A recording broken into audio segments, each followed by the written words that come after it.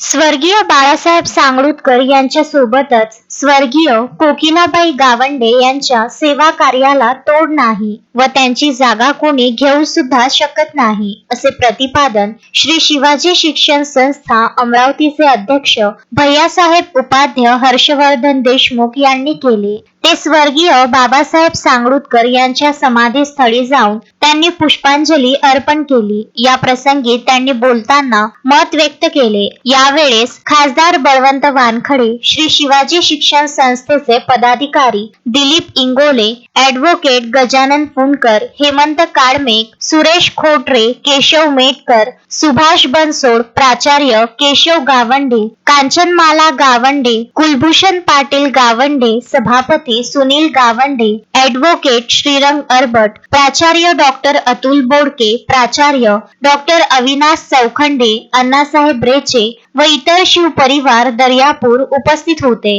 Gajanan Deshmukh, Vidarbha news, Daryapur.